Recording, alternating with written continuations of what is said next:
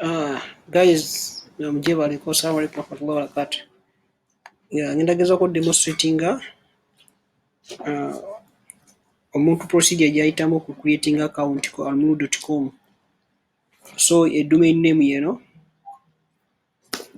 you just have to access to enter the domain name in the web browser www.almulu.com.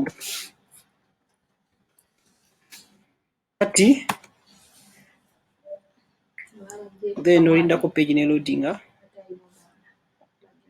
Then page yomala okuloadinga, then it will take only just few minutes, few seconds. Then nojja wano ku login and register. Wano kafaananyi ka ku mobile screen ojja kulaba kana kafaananyi kana kaliko omutwe gw'omuntu. Then ku wide screen nga laptop n'ebirala bino byonna obiraba. Then ojja n'onyiga ku login or register. Then omala okunyiga ku login or register ojja kufuna form eno. But form eno era still eriko ekigambo either login or register. So login, it means omuntu oyo already abadde alinayo account oba customer oba vendor.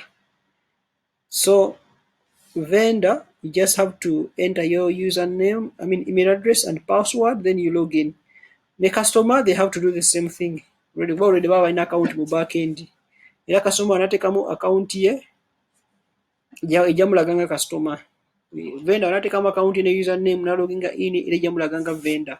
Kakati then new vendor oba new customer registeringa nga ayita wano eno. Then instead of login, just have to click on register. Kati then when mufuna register, another form will open. You take a username, email address, take a password. So when just I'm a customer, you just have to click on the customer and then register. It will be there and then account created.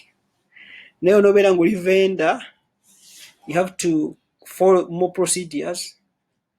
So let me just take you through how to create a vendor account process here now. Can take an email address, customers.com, take password. Okay. Password get strong over session get medium. Then take one I'm a vendor. When you go I'm a vendor, other form will open. Other text box mwetaringa erinnya lyo gwe vendor. Then you need to take a shop name.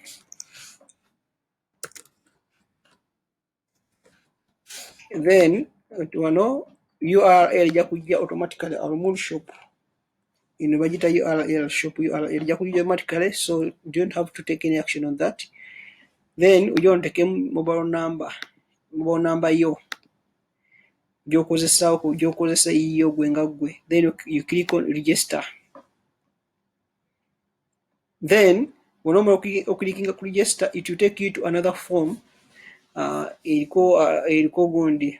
Welcome to the marketplace. Almulu.com, it is a marketplace, as everyone knows. Vendors of products. Then definitely welcome message yao. You can either go through this step where bagamba thank you for choosing marketplace to power your online store. Yeah, so this is just a quick setup wizard just to configure the basic settings. Onja kuba bitagoteekamu ebintu ebitini nga si bingi nnyo nga store details, payment. Kategeze omuntu product yetu otundiddwa online, payment zo yagala zifuna otya gwe vendor yagafuna otya yagala bakusasule batya ku bank gundi ku bank payment oba mobile money oba anything. So this is why you have to I advise you to take this step, but if you're not ready right now, you can just click on not right now. But let me take you through this step. Step where highlighting, then you click on let's go. Then buli page yagala kubeera ng'eristingako products maker just one full page. Gamba jagala 100 products zibanga zistinga ku buli page. Akati ojegamba otekemu address ya yeah, store yo street Kimathi Avenue, street to maybe Kampala, any street name as long as eri mu Kampala. Then otekemu zip code, sometimes zip code 256 or anything, any zip code. Then zip code related to location ya shop yo. Then country, if you select Uganda, bajja kweterawo gundi, bajja kweterawo different states in Uganda, so different cities.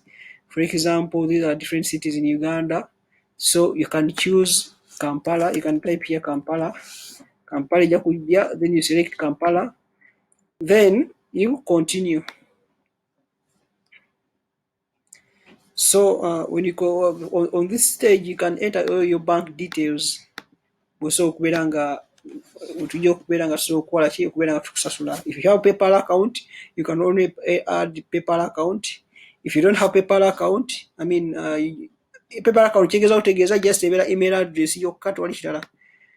Oba tolina PayPal ng'oyagala tukusasuleko ku bank transfer, you can also enter the bank details here, so long as buli seera ekolebwa nga evudde ku shop yo n'ekolebwa.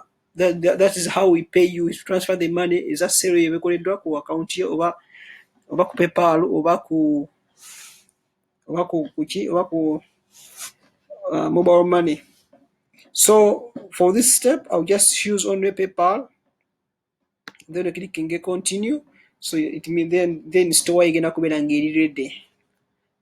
Only these few steps, these are only a few seconds, few minutes. Then you click on go to the dashboard. So dashboard, vendor yagundi ya dashboard wakola ki,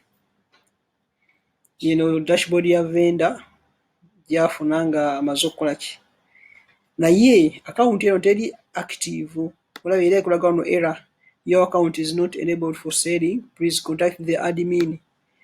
So kiba kitegeeza nti account yobeera ngeri active, kyojja okukola ojja kulindako gwe just creating account, olinde just few minutes, you verify your account, tumo verifying, then we will enable your account, then obenga osobola okubeera nga you can upload products. Kakati that's why you're seeing this error message. Naye account yo never ngeri enabled, you cannot see this error message. Naye nga already you have account, vendor account, but you have the vendor account, but you cannot upload the products, but you already have the vendor account. So together okujinebolinga, then you can start selling, you can start uploading the products. So for the dashboard, osobola kumanya sales okoze, earnings, page views, orders, gwe vendor. Kakati osobola kumanya onomanya total, omanya buli kimu ekiri in summary, product eziri completed, ezitondeddwa, eziri pending, eziri processing, cancelled, refund, on hold, anything, everything. Osobola kumanya products zolina in total, tina products oba 5 oba 3 oba 2 oba 10.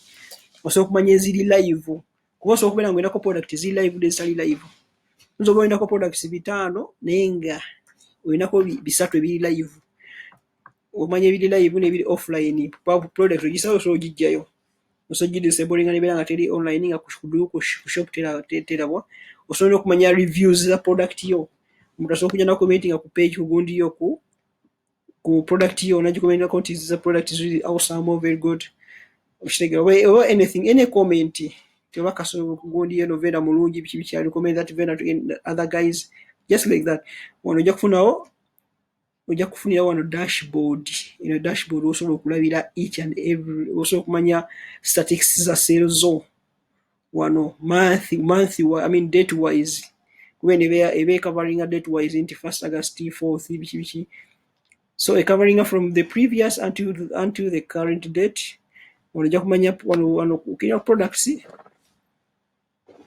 then wano products ojja kumanya, ojja kula all the products wakateekayo zolinayo gwe nga vendor, omanya products zonna. You can search by category.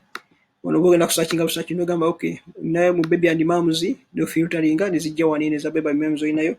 Ugenda ogamba okay, nayo mu men's no filteringa nezijja. So you can also delete the product from the application with vendor. Ujja selecting a product wano, singa oba oginayo nojja nogamba delete permanently apply then eba evaamu. Osobola okumanya orders z'ofunyeyo ku olwo wano Elostio, you can view the orders n'ozimala n'oziraba niraba kati saawa nti oyo order name kubona ovenda mu Petro Kamusaamu.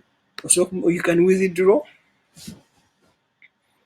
so gamba nti osobola okusindika withdraw request woba sente z'oba oziraba nti account yoba olinayo balance bwati nti minimum withdraw amount, tetulinawo minimum withdraw amount, you can withdraw any amount so long as any amount oba mutwalo zonna z'ogize, you can withdraw your money, we don't have any issue on that. So osobola ojja nogamba nti withdraw and then nogamba nti yagala withdraw payment system gyewateekamu eri ng'oligyesalinga the back end yeraga wano eno. Oba teekawo PayPal era still PayPal ejja kulaga, oba teekawo bank account era bank account ejja kulaga, then oteekawo amount noga nti I need to withdraw emitwalo gyange 5,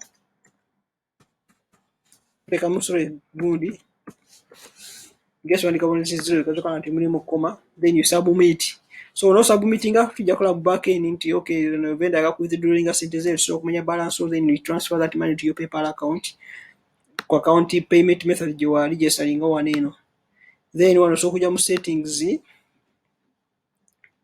wano mu settings waliwo wosobola okubeera nga osobola okumanya no uploading store banner, no uploading ebifaananyi, no editing street biki, you can edit also noteeka mu zip code kuba sometimes store relocating oyinza okuba nga obadde ku William Street enkeera n'ogenda ku street endala, so you can also add that information. So increasing pages wano gamba okay njagala 1000 per page oba 100 oba 200 any product gonde ziba listing wansi ku page, nojja olaba phone number nogiraba buli kimu, everything you can update everything. Osobola okuteekawo store naku kizeekola nti Sunday it is open, sorry Sunday it is closed, nojja nogamba Monday it is open from maybe 9 AM to 9 PM oba from 9 AM to saawa 12 katugeze ezo saawa zo store yeba open, n'olwokubiri n'olwokusatu kisinziira kitegeera. Kati wano nojja wansi noteekamu store notice nogamba nti it is still open, nti oba open 24 hours anything, ne close notice nti oba open nti oba closed, then you update the settings. Yeah, that is the whole journey vendor mwayitamu creating account ne gundi ye naki nebiri mu dashboard ye asobola okubeera nga asobola okukola ki features asobola okubeera nga enjoyinga n'ebirala. So osobola okumanya payments wano,